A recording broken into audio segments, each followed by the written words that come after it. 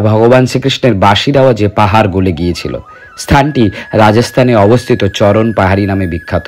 ভগবান শ্রীকৃষ্ণ একদিন সখাদের সঙ্গে ধেনুচারণ করতে গেলেন এবং সেখানে সখাদের সঙ্গে নানান খেলা তিনি খেলতেন।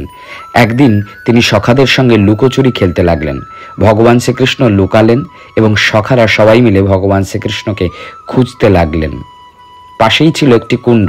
সখারা ভগবান শ্রীকৃষ্ণকে খুঁজতে খুঁজতে হয়রান হয়ে ক্লান্ত পরিশ্রান্ত হয়ে অবশেষে কাঁদতে শুরু করলো। ওই কুণ্ডের কাছে গিয়ে তারা বসে ক্লান্ত পরিশ্রান্ত হয়ে হা কৃষ্ণ হা গোপাল বলে যখন কাঁদতে শুরু করলো, তখন ভক্তের ডাকে সাড়া দিয়ে এই পাহাড়ের ওপর দাঁড়িয়ে ভগবান ত্রিভঙ্গ বঙ্কিম ঠামে তার অধরে মোড়লিটি ধরে বাদন করেছিলেন, অর্থাৎ বাঁশি বাজিয়েছিলেন। এবং সেই বাঁশির আওয়াজ শুনে সখারা ছুটে এসেছিলেন এবং সেই বাঁশির আওয়াজে এই পাহাড় যেন গলে গলে গিয়েছিল।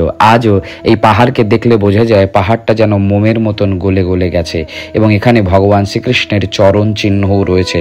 তাই এই পাহাড়টা চরণ চিহ্ন নামেও বিখ্যাত।